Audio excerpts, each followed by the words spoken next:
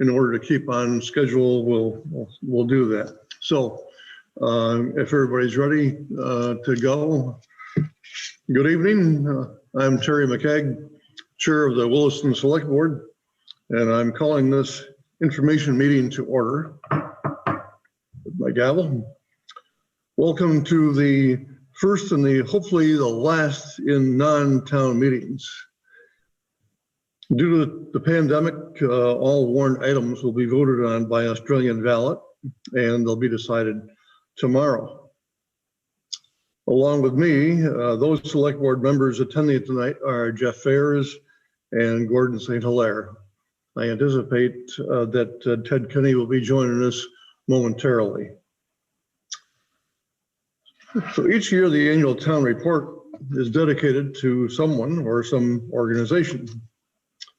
I'd like to read this year's dedication before we get into the meat of the meeting. So this year's annual report is dedicated to the people of Williston. We have all pulled together in what has been a very trying year, from mask making endeavors to food drives, parades to virtual parties. Neighbors helping neighbors and caring for the community has been constant. Our town government, schools, and private business have all made numerous adjustments over the past year. The patience and grace with which Williston residents have handled the limitations and changes due to COVID-19 has been a testament to the character of the community. Thank you, Williston residents, for the continued understanding and assistance to each other as we get through this together. So now, Town Manager Eric Wells will explain the warrant articles and present the budget with Finance Director Shirley Goodell-Lackey. So Eric, it's all yours. Thanks, Terry, and good evening, everyone watching from home. I think we've got just over 30 people joining us this evening, so it's great to connect with everyone tonight. I'm going to go ahead and share my screen. We'll have a presentation we go through, then we'll have some time for questions at the end here.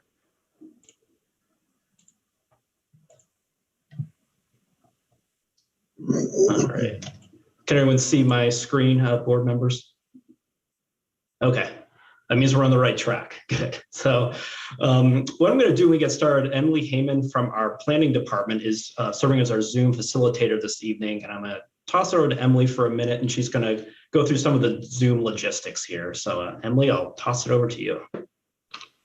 Thanks, Eric. Can you go to the next slide? Yep. Cool. So everyone who's joining in on Zoom by computer or smartphone, you have a toolbar at the bottom with the chat option. Use chat for Zoom technical questions if you're having trouble hearing or seeing the meeting. Press the raise hand button if you would like to ask a question, or use the Q&A box to ask a question or provide a comment. For our one telephone participant tonight, you'll want to press *9 on your telephone to raise your hand. If you raise your hand, we'll let you know when you're unmuted and you can speak. To optimize your screen view during screen sharing, at the top you should see a green bar. Click View Options and Side by Side. There's an invisible separator when you hover over between the screen share and the videos. You can alternate your view. You can also alternate your view between gallery view and see everybody, or active speaker only. Again, if you have any other Zoom technical questions, drop a question in the chat. Thank you.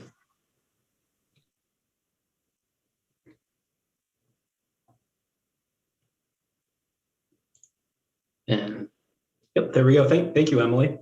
And I'll jump into things here. So tonight is our public information hearing for town meeting.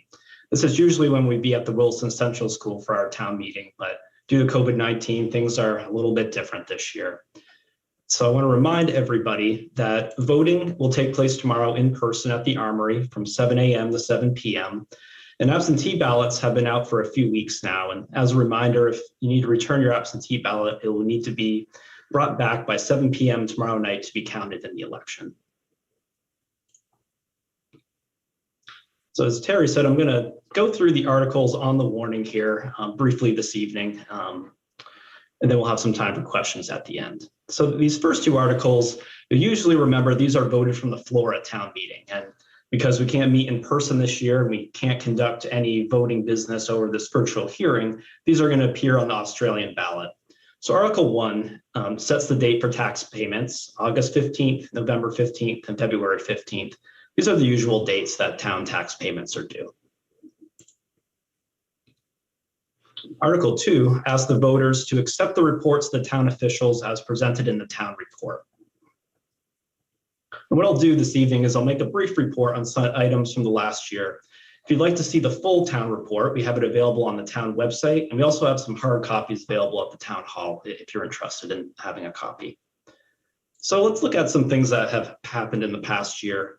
And the first thing I'd like to do is remember a number of residents who've passed away in the last year and recognize their service to Williston.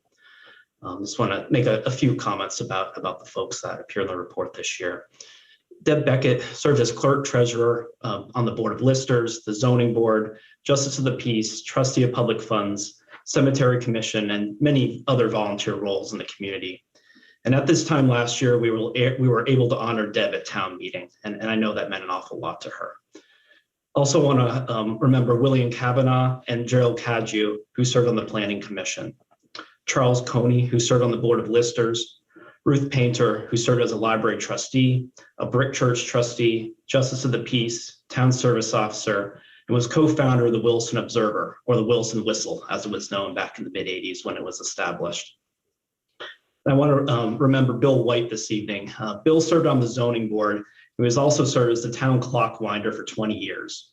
And if you're not familiar with the town clock, it's located in the steeple of the Federated Church. Bill's careful stewardship and ingenuity was vital in keeping this over 120-year-old clock functioning at a very high level. It has to be wound at least weekly. And Bill engineered an exercise bike attached to a box of rocks using a pulley system for the winding to take place. So next time you're nearby in the village, take a look up at our town clock. It's illuminated with some lights, and it's been keeping good time for the town for over a century in our village. So we had a new member of our town staff this year of the four-legged variety, Duke, our canine comfort dog. Duke is a black lab donated to the Williston Police Department by Boonfield Labradors. His assignment is canine comfort dog. Our officer, Matt Cohen, is his handler, and he manages the Canine Comfort Program, which is the first of its kind in Vermont. I'll share a little bit about Duke's mission. Duke provides interaction during investigations involving children or adults to reduce anxiety and increase communication between the adult or child, victim or witness, and investigators. Duke also provides comfort for people during times of crisis and to provide aid and comfort to individuals, groups, and communities impacted by violence, tragedy, or traumatic events. This program is funded entirely through donations, both in kind and monetarily.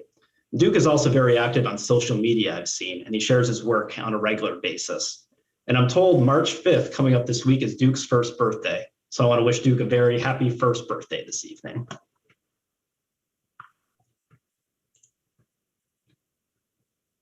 We also had a number of retirements in the past year, including late town clerk treasurer Deb Beckett, town manager Rick McGuire, and fire chief Ken Morton.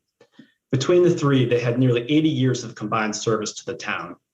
Each made a profound impact on our community in many ways, and trying to sum up their service in this slide would not do their work justice. I want to say it was a privilege to work with each of them, and I just want to take a moment to recognize their work this evening. If we were in person right now, this would be a good time to clap. I'll clap at my desk here at Town Hall and invite you to do the same at home.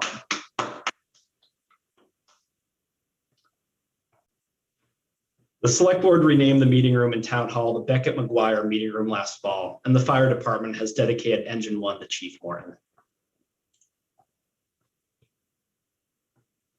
There's some new and familiar faces I want to highlight. Chief Aaron Collette was sworn in as Williston Fire Department's third chief this past September. And we also had some recent promotions in the fire department. Captain Tim Geary was promoted to deputy chief, and senior firefighter Prescott Nadu was promoted to captain. These occurred just in the last couple of months. Town clerk Sarah Mason was elected last March after serving as assistant clerk for a number of years, and Mary Grattan was hired as town treasurer last April. I was selected as town manager last June and sworn in last July after serving as assistant town manager. and it's an honor and privilege to serve as your town manager in our great community of Williston. Next, I want to recognize our town staff and their dedication and creativity this past year especially. And this past year, as we mentioned, is one that's been defined by COVID-19, and it's been a year defined by change. We had to close at the town hall to make it by appointment only nearly a year ago. And the resilient town staff was faced with the challenge of continuing to provide town services in many different ways. So I've got a couple examples this evening to recognize the dedication, creativity, and ingenuity of the town staff. I should mention this first photo, as it appears in the annual report, was our public safety community made last year a formation to recognize the community with their various public safety vehicles. I believe that was last summer. So first, we had a new town drop box installed, and this was vital in helping out with, especially the November election, and for folks to be able to drive up to drop off information for the town. You'll see in one photo our public works staff installing the drop box, and in the other photo, town clerk Sarah Mason with a ballot. And next, as we mentioned, we switched to Zoom last March to find a way to make it work for everyone to still meet virtually on town boards and committees. And I had no idea what Zoom was until about a year ago at this time. I think a lot of people may be in the same boat. And Emily, who's helping us tonight, I wanted to recognize her to be able to get Zoom up and running for us last March and troubleshoot how to make it all work. So thanks, Emily. You took that on and made it all work for us here. So it's very much appreciated.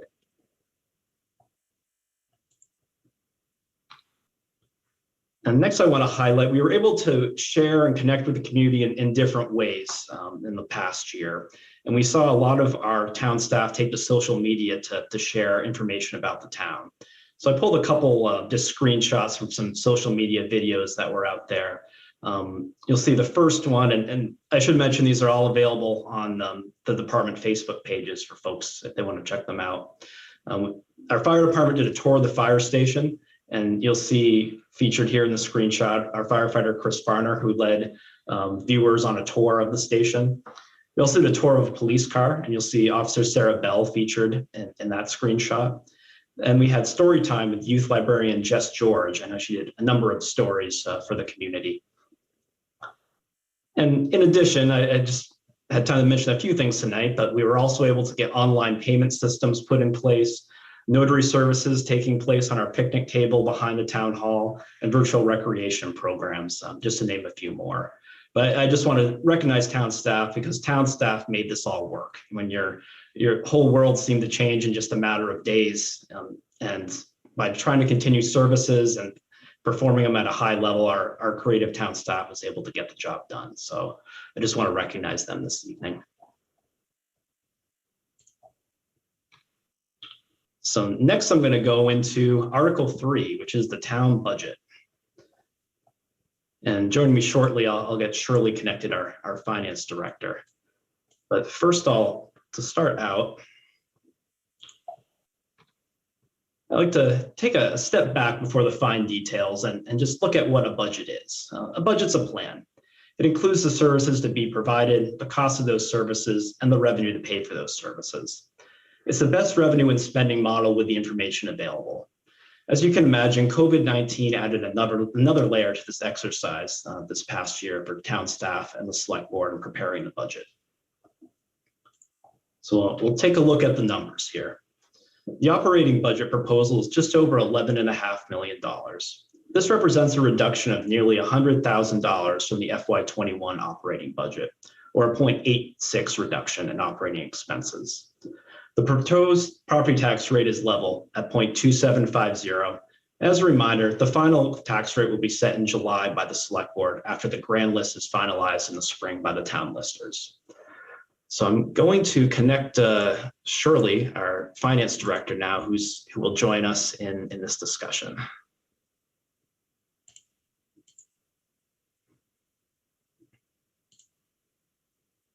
Oh, there we go, Shirley.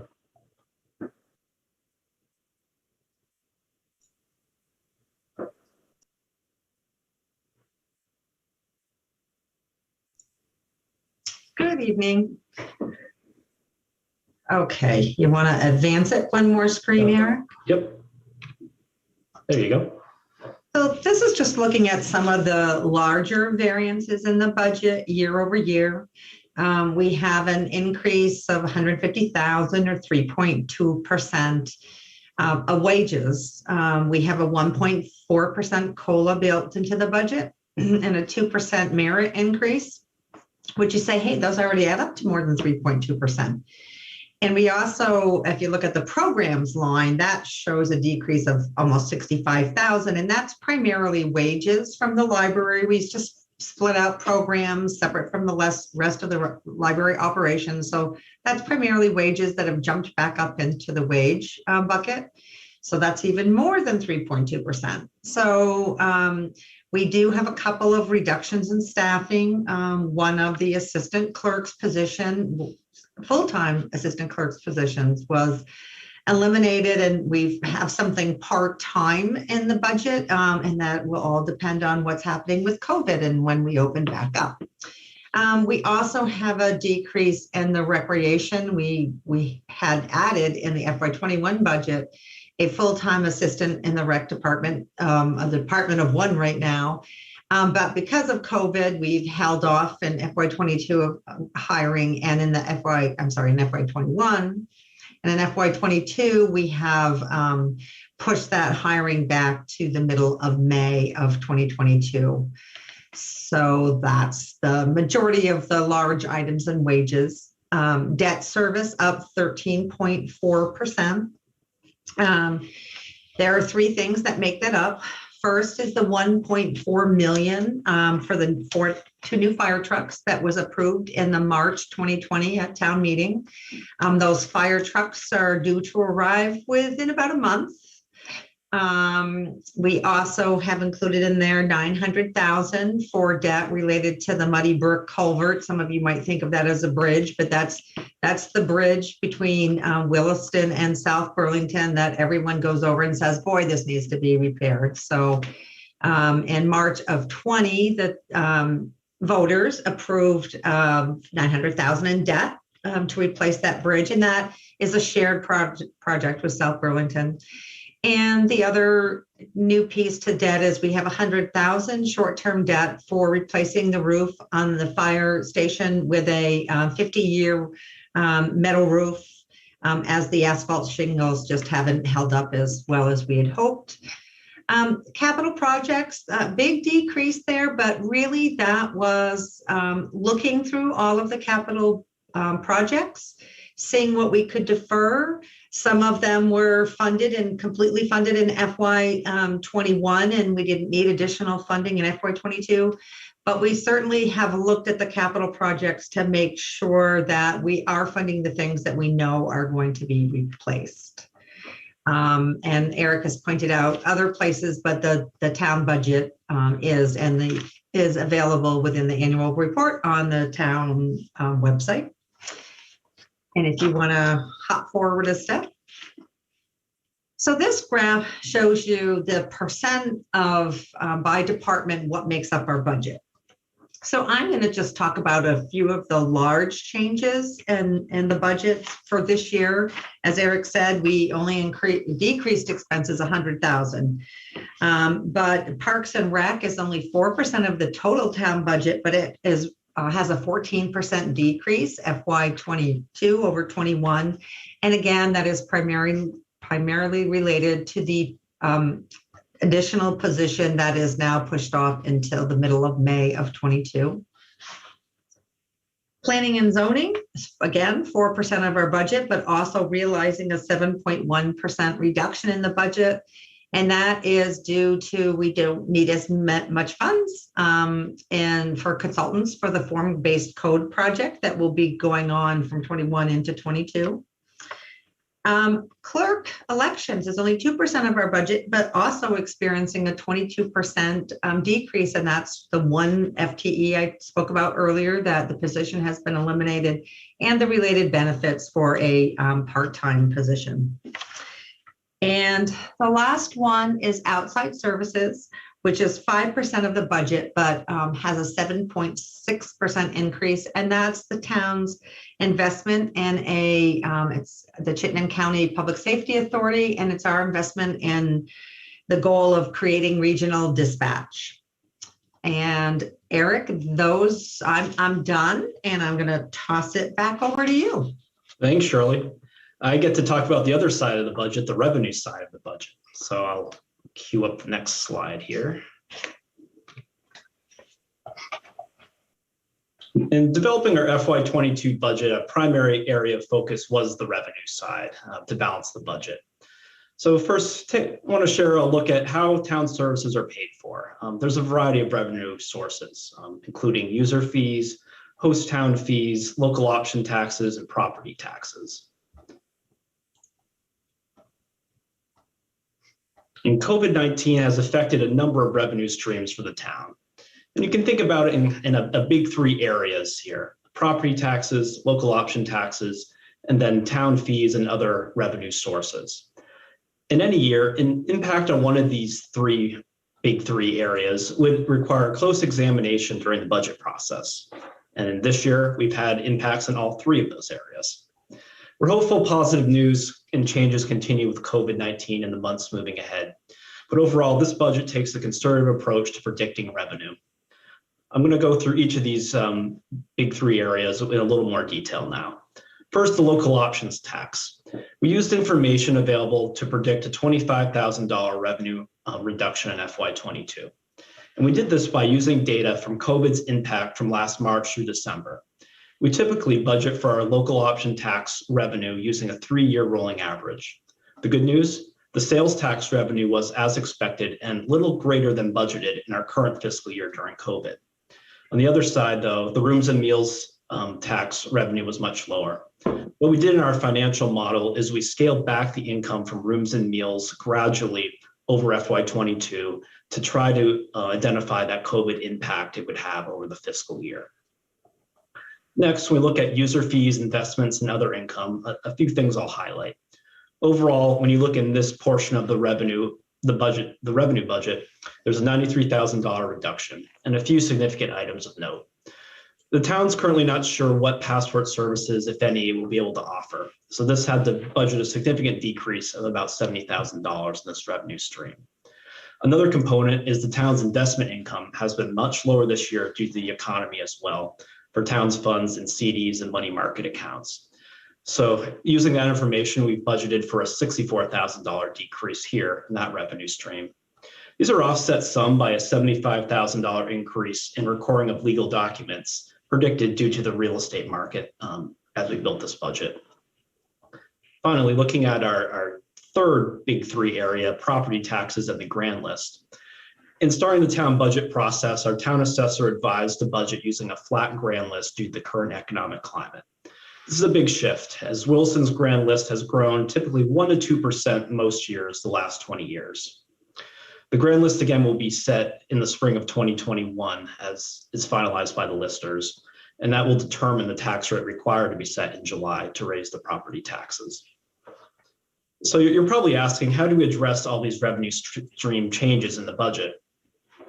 You'll see the use of fund balance for property tax relief has been increased by about $76,000, and expenditure decreases account for nearly $100,000 to offset these decreases in revenue. So we can look at it in a different way here. Back to a visual example.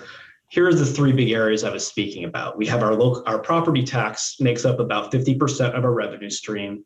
Our local option tax, just about a quarter, about 27%. Then everything else makes up that last quarter of the pie for the town revenue stream here to balance our budget. And Shirley, I'm going to toss it back to you for some more discussion on tax rate. Okay. So I think we really want to emphasize that with everything happening in the economy and the economic environment, this like board's direction was to keep the tax rate flat, knowing that people were working, businesses were hurting, that we needed to address those issues. So For this year, the tax rate is staying exactly flat. And what you see here, the $275 is tax on a value of $100,000 home. One of the other things we thought about is going through this is, lots of folks have received the government funding, and we don't know when that stops or when we put the budget together or what more folks will get. So, that was another reason to really work hard to not have any increase in our tax rate. You want to go to the next schedule. So here's our tax rate history. I think this shows the solid financial management of the town over the last 13 years. The tax rate has only increased 0.075. And even though the rate hasn't increased a lot, there's been, driving the budget is the desire to maintain services while minimizing tax increases. And I think the town has done an excellent job of doing both of those things over the last, this is 13 years and probably longer before that. And then the very last chart is a quick one. So Williston, for at least the third year in a row, and I haven't got data back farther than that, has continued to have the second lowest tax rate in Chittenden County. And again, I think that goes to just looking carefully at our budget and, again, looking at those services provided and finding that happy medium to make Williston a livable place. And I am going back to Eric once again. Thanks, Shirley. And before we open it up for any questions, if you're looking for additional information about the budget, I encourage you to visit the town website, which has a number of resources, included a detailed line item budget that goes line by line for our $11.5 million expense side and revenue side of the budget. If you go on the homepage under news briefs, there's a tab for information about town meeting. And also, if you look in your annual report, you'll have a summary breakdown of the entire budget as well. So I'll stop sharing my screen now. This is the questions portion of the evening. And I'll turn it to Emily. If folks have questions, I'll watch for them too, and we'll just open it up. Yeah, one question so far. What was the builder's guarantee for the fire station roof? Thanks for that question, Stephen. I don't have that information readily available this evening, but certainly if you want to provide your email address, we can follow up on that question.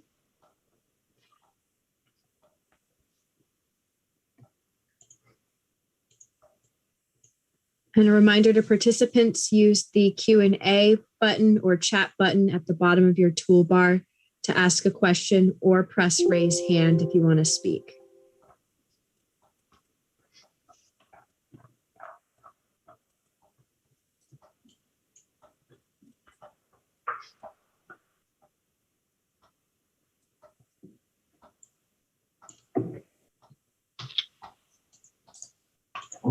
Give it a couple more seconds here, see if there's any additional questions out there. As a reminder that the polls are open from 7 a.m. to 7 p.m. tomorrow. And if you have an absentee ballot, make sure to return it by the close of the polls.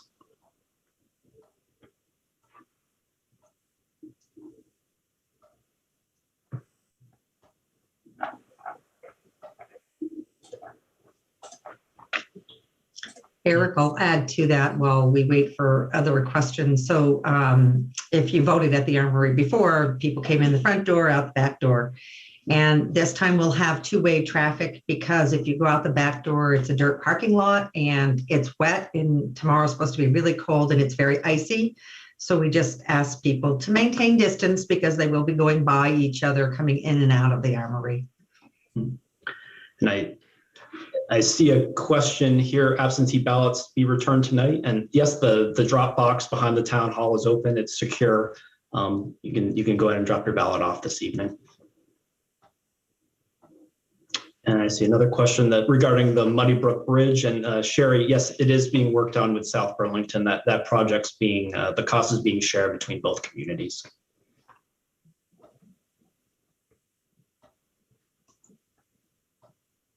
I believe Sarah Mason put out a something on Front Porch Forum about dropping off the ballots at the drop box. tomorrow up until, I think, 6 o'clock in the evening. But Sarah's on the line somewhere out there in space, and perhaps she can verify that. Oh, Sarah says an emphatic yes in the chat. Thank you, Sarah.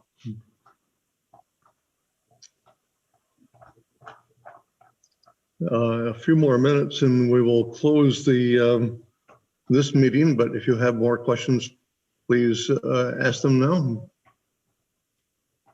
Sarah says she'll check the ballot box at 7 p.m. You can use it all day.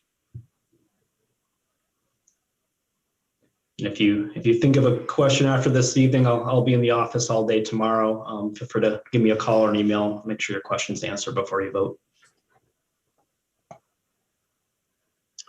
So I think at this time, since we are going to go to the school budget, I will close or adjourn the informational meeting and with my gavel again and turn it back to Eric to introduce the next panelists.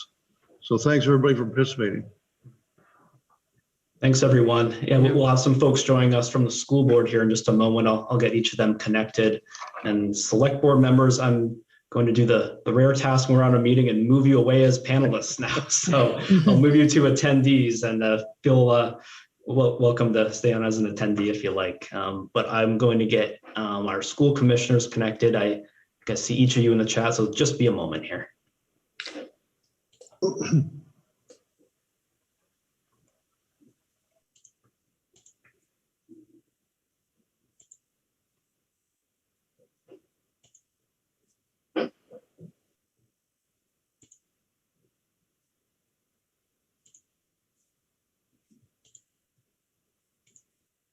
Eric, it does look like we have one Q&A question, but I think it came in right as Terry closed the town meeting.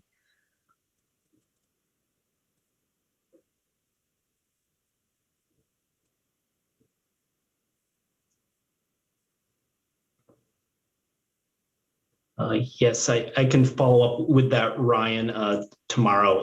I'm just taking a look at your question now, but I'll make sure your question's answered. And let's see, I'll move Terry.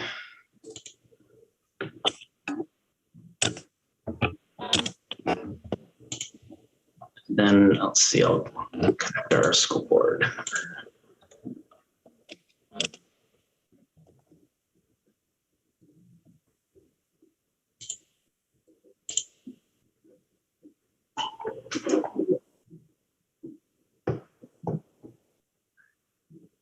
Cool, and Eric, you're good on my end? Yep, I'll stay and moderate. Thanks, Emily, for helping out. All right, bye guys. Good night, thanks.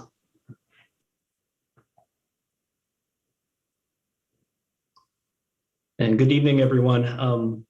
Anyone else joining from school staff?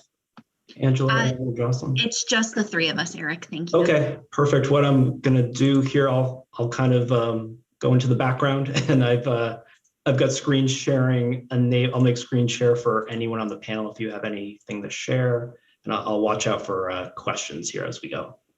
Perfect. So I'll turn it over to our school board members. Thanks. Hello, I am Jocelyn Adams, and Angela Arsenal and Aaron Brady are also joining. We're 3 of 4 Williston board representatives on the CVSD school board. And we want to share, I'm going to pull it up right now. Hopefully this is my first time doing it. Can everybody see the slides? Okay. So there are about 20-ish slides. There's quite a bit of information on each slide, but we're just going to touch on the main points. We'll get started if it'll let me. Here we go. So the CVSD mission is to develop citizens who learn actively and collaboratively, think creatively and critically, live responsibly and respectfully, contribute positively to their community, and pursue excellence. If you've ever been in any of our schools in Allenbrook or Williston Central School or CVU, you would see this in many of the classrooms. Normally when we're doing town meeting day and we are at Williston Central School, I believe it's on your way into the auditorium. But this is really what centers us for what we build our budget from year to year around. As Eric was speaking in the beginning, 2020 has definitely been a unique year. We are very aware of the challenges that the pandemic has impacted on residents. And like what the town of Williston was sharing, we also, the school board had a goal of trying to keep the budget changes as flat as possible, understanding how difficult this has been for our town, our state, our nation. Interestingly, there has actually been a lot of COVID-19 funding that has come towards the schools. And at this point, Jean Jensen, who's our COO, has shared with us that we're actually in pretty good shape with regards to everything we've had to put in place for COVID. We had to change the way that some of our classrooms were, well, all of our classrooms were set up. That included some actual like glass barriers around certain desks for some kids. It included some air purifiers, it included masks, it included extra buses, it included a lot of things, but luckily through funding from the federal government, a lot of those purchases that we have had to make and will have to make for the upcoming school year as well have been funded, which has actually really helped us with our budgeting this year. Some points of pride for Williston schools is that we feel that we really try to place a priority on the physical, emotional, and social health and well-being of every student and staff member at this point. And I realize that not everybody has children in the schools.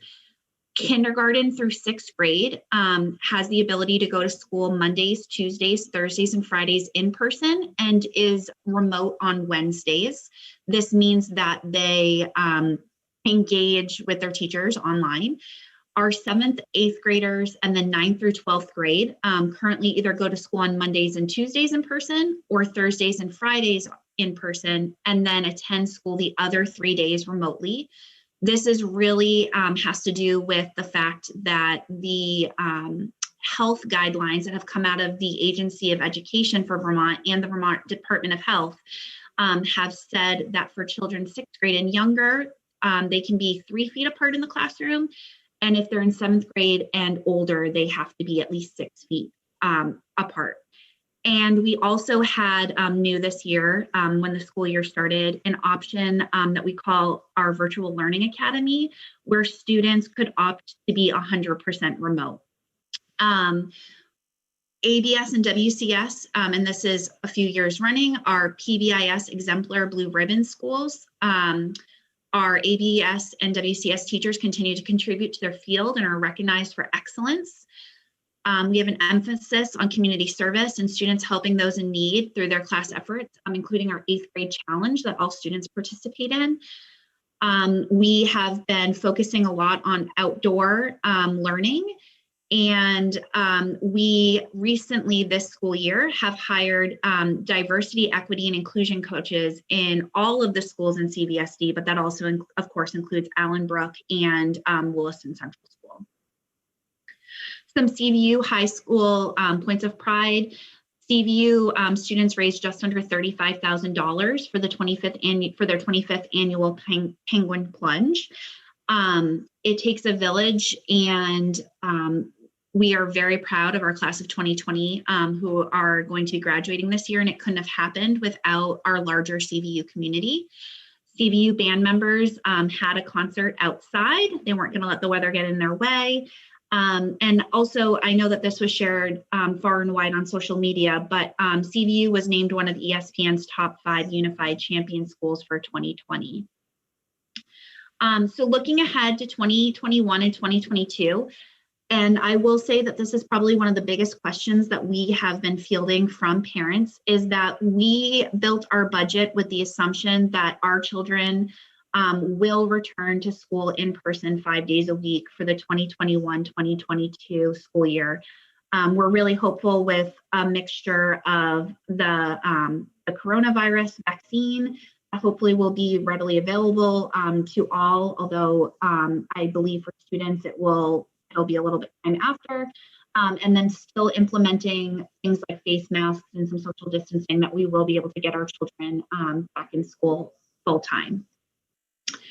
This slide, we show it every single year, and it's just supposed to be a reminder that although we really jump into budget work, usually starting in October up until about this point in February, March, depending on when town meeting day falls, it really is a year-long process that we engage in.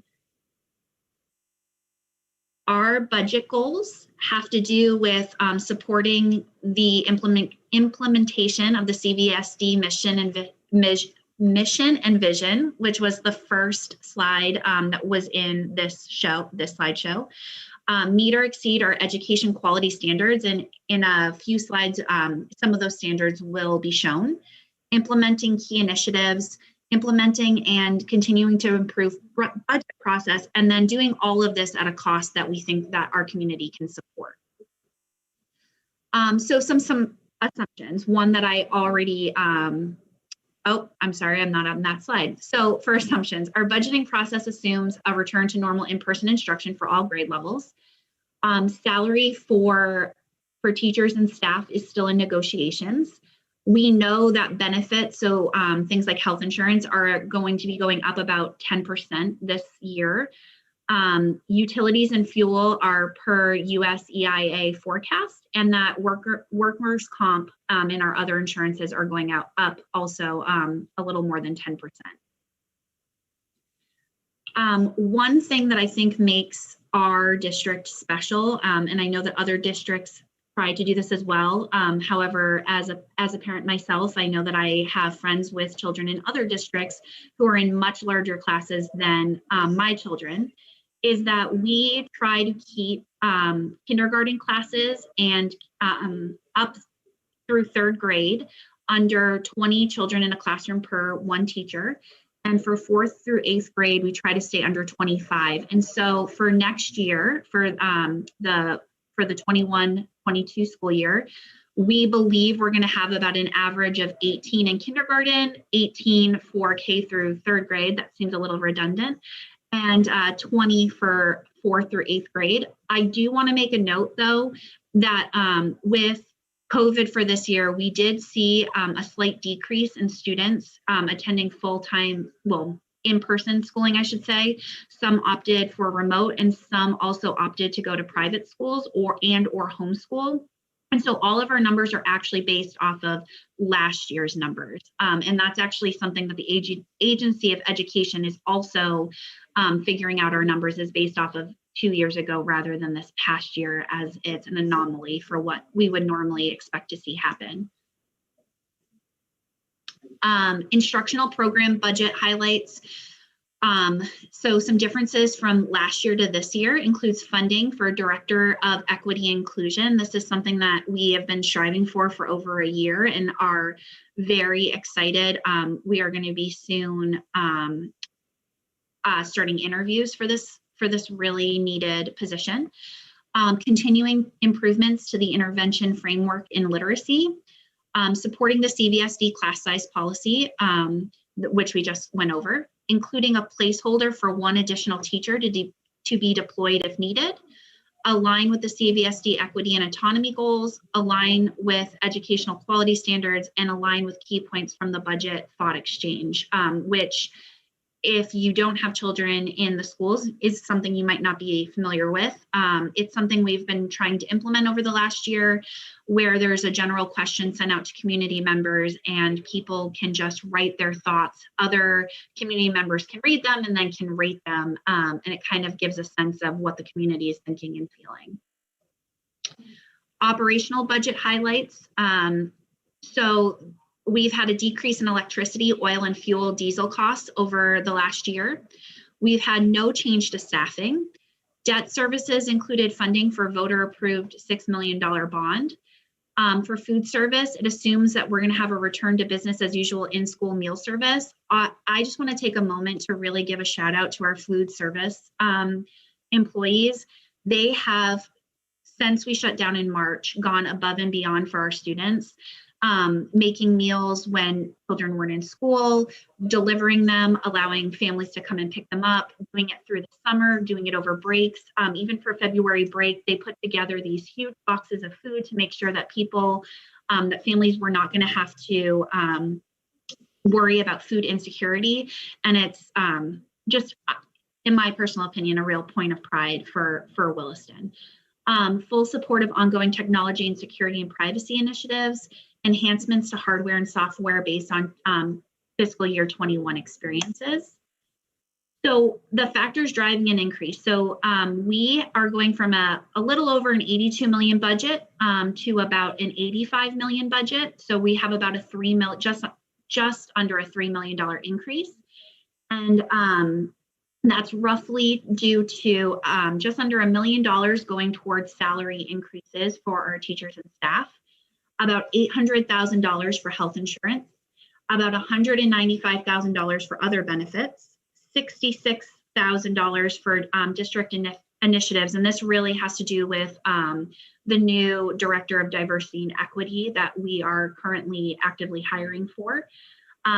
Just under $100,000 for supplies, materials, and energy, a little over $22,000 for debt service, and a little over $800,000 for special ed. And I would like to just point out that special ed is something that we are mandated to pay for.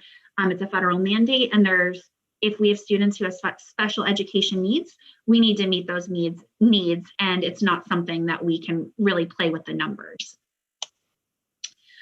So at this point, our proposed budget is about a 1% change with revenue. And I want to point out that it was actually going to be closer to a 3.5% increase. And one of our articles is asking for us to use about $2 million from our general fund to apply it to this year. We really, as a school board, pushed back on the school district and on ourselves. We wanted to try to keep the budget as flat as possible and didn't think that our communities could really stomach a 3.5% increase. So one of the articles is asking that we can use a larger fund balance than we have in the past. We have the money for it. And we actually ended up saving, I believe it was about $1.6 million last year because of shutting down things like not doing field trips, not having to bus students day in and day out, food costs and things like that. And so we know at the end of this year, a lot of that money will be replenished. And also when we consolidated a number of years ago, we had a tax impact that was supposed to be an incentive for us. So the first year we got 10 cents off. Then it was 8, then 6, then 4. And for next year, we have 2 cents. And this is actually our last year of being able to get this incentive, but it really helps this year for tax purposes. And so in Williston, it is true for our whole district that it is flat, but in Williston, with our common level of appraisal and the estimated homestead rate with CLA applied as well as we know it from right now, is that there will actually be a slight decrease in taxes. And just because I'm someone who likes easy math, if you own a $500,000 house, it means you'll see a $20 tax decrease this year due to the school budget. This just repeated what I said about the consolidation incentive. This is our last year getting it. Also, just because I am someone who has a child in the school, I did not create this slideshow, but the girl that is closest to us with her back to us with a multi-teal jacket is my daughter. This is her first grade classroom. And until the weather really got cold, this is how they did most of their school meetings, their class meetings, and a lot of their learning. So there are 9 articles on the CVSD ballot tomorrow. The first 4 are ones that we would normally do our annual meeting, and they have to do with naming the moderator. I actually have it here. Ooh. To elect a moderator, to elect a clerk, and to elect a treasurer, and naming our authorizing us to use debt service for our revenue that we are expecting to have. numbers 7, 8, and 9. So number 7 is our school budget, which again is just over $85 million. Article 8 is asking that that the voters allow us to use our fund balance, which again was just over $2 million. And this is what is going to allow us to keep the tax rate flat. And Article 9 is funding for 3 new school buses. We try to keep an average life, I believe, on our buses of about 10 years. And so instead of having to purchase, a dozen or a couple dozen buses at one time, Jean Jensen, our COO, has a plan to divide that up over years. And so we're asking for 3 diesel bus funding for 3 diesel buses. And if you may qualify for an education property tax credit if your household income is less than $138,250. And this is the information if you want to see if you can benefit from that. Please go tomorrow to vote if you haven't already voted by what's it called? By mail, which I actually have done. And before I open it to questions, I just want to see if Erin or Angela thought that I missed anything. I don't think you missed anything, Jocelyn. I would just, one thing that I just learned in the CVSD meeting a couple hours ago was that we're actually purchasing gasoline powered buses. That was something that Jean shared with us, that one audience member asked if we were, I think the question was implying, are you going the electric route? And we do have 2 buses coming to the district. They're actually coming to Williston, electric buses, as part of a pilot program through the state. But electric buses run about $300,000 each. And so there's the Jean's team, facilities team, has done some research and found that the gasoline powered school buses actually have lower emissions than the diesel powered buses. So we will be purchasing those this year if the bond. And thank you for correcting that, Angela. And also should be noted that last year we had to pay the same amount that we would normally for either a diesel or a gas bus as part of that funding source. So we already actually have paid for those 2 electric buses. So we would like to open it up for any questions if there are some. And I can stop share. Yes. I don't know if you see the chat. There is a question about field trips. The question is, in Williston, doesn't FAP funding cover field trips and not the budget?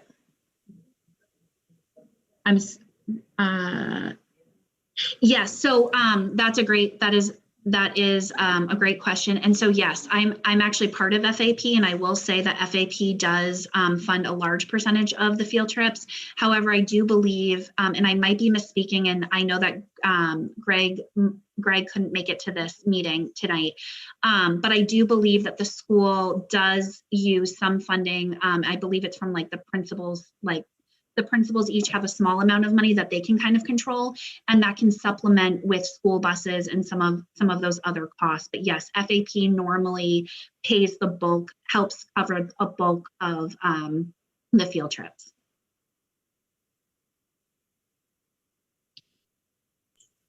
And, hi everyone. I think as host, I'm I can connect folks who want to make to speak, to ask a comment. So I see Brian Forrest has his hand raised. Do you want me to just yes, go as we see him? Okay, Brian, I'm going to connect you to talk just a moment.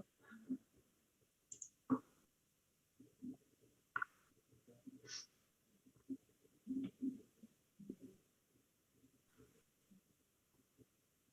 I ready?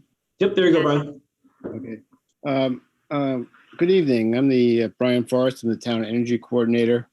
And I'm wondering why, in light of all the climate catastrophes we're experiencing on the news every day, that the school board has chosen to go the route of saving dollars rather than investing money in weatherizing their buildings, in choosing to buy electric school buses, pay the cost, because this is an imminent problem, and I don't see the state has a comprehensive energy plan. We're trying to get to net zero by 2050, and I don't see the school directing any of its budget towards this goal of the state. And we spend a lot of money on educating our children.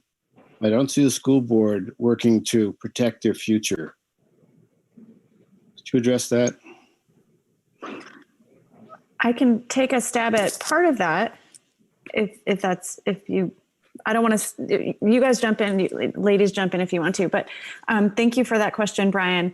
I will say that a lot of what we do, what we've seen from a facilities update and facilities improvement point of view is really focused on weatherization and improved efficiency of our buildings, some of which are quite old. We're lucky enough to that Williston Central School received quite an extensive renovation 2 years ago now, I think. And I know a lot of that work was in the kind of the non-cosmetics, not the fancy stuff that you see, but inside the walls and ceilings, dealing with weatherization and ventilation and things like that, energy efficiency. I would say that as far as the buses are concerned, it's not necessarily a school board decision, but certainly something we could talk about, bring up. I think when it comes down to it, there are quite a limited number of levers we have in our budget as far as controlling costs. And you're right that it's one of the places we've turned. And we can certainly revisit that, not for this year's budget per se, but I hear your concern and I hear what you're saying, that being better stewards, all of us being better stewards of our children's future beyond their education is part of our responsibility. And I would just note and add, Angela, I know that Jean Jensen, our chief operating officer, has talked about we're in a pilot program so that we can really test the technology. It's fairly new. We're in a cold climate. We have a lot of hill routes for our buses. So it's certainly not ruled out for the future. And we did take the step of being one of the few schools put into the pilot program to try it out. So hopefully there will be more coming down the line, but we can't invest in more before we've tried out the first couple and know how that works for our district and what the challenges might be. And Brian, to your point, similar to the renovation that Williston had, Shelburne had one, I believe, the year before. And I don't currently know exactly where in the process we are, but prior to March of 2020, the next school that was slated to have a lot of the improvements that you're talking about was Charlotte. There's a very big, it's a multi-step plan because there's so much that building needs because it's been built over time and very old. And it's none of it's like, the stuff you go in and you're wowed by because it looks like, it's this modern school. It's all stuff that's going to be behind the walls, with windowing, with windows, the outer shell of the school. And it's actually why we have to do it in phases, is we have to first seal the envelope, if I recall correctly from the tour that we went on, is sealing the envelope before we can even get to some of the other things. And so to your point, I think that everything you're mentioning is very important. And as Angela had said, it's definitely something that we can go back to the board and speak to see what is currently actually happening and what areas can we afford to try to make some changes in. Jocelyn, could you also, when you go back to the board, ask them if they would create a council to get the school to 90% renewables by 2050, like the rest of the state? That's definitely a conversation that we can have. Great, thank you.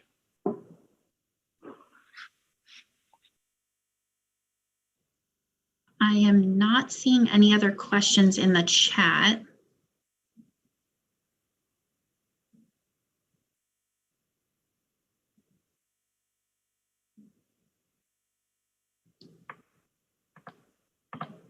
If there are any other questions prior to voting tomorrow, I would recommend that people can go to our website to cvsdvt.org/budget.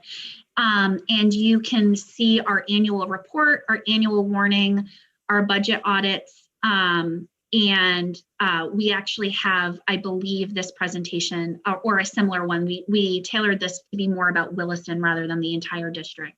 But anything that I shared should be in those slides as well.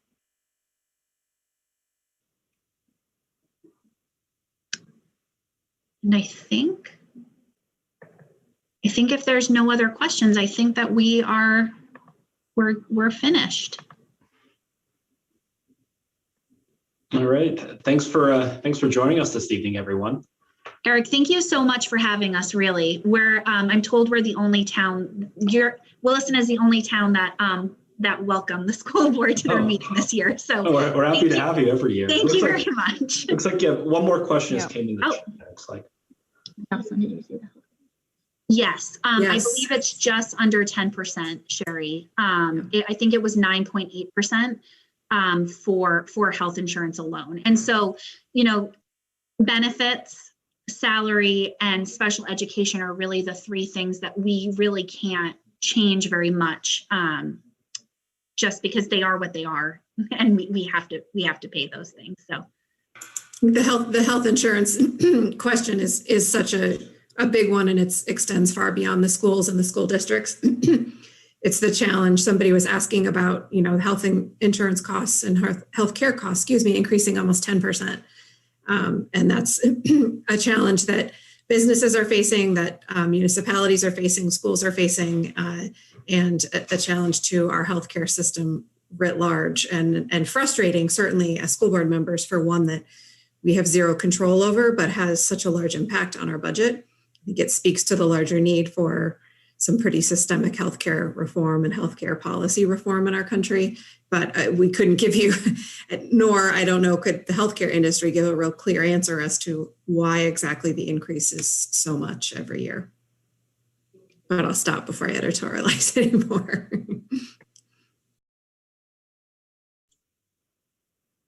All right, looks like we'll wrap it up there. Thanks for joining us, our school board members and everyone who tuned in from home this evening. Just a reminder, you can go on both the town and the school websites for additional materials to review as you prepare to vote. And remember to vote tomorrow if you haven't already. So thanks, everyone. I'll wrap things up here and have a good evening. Thanks.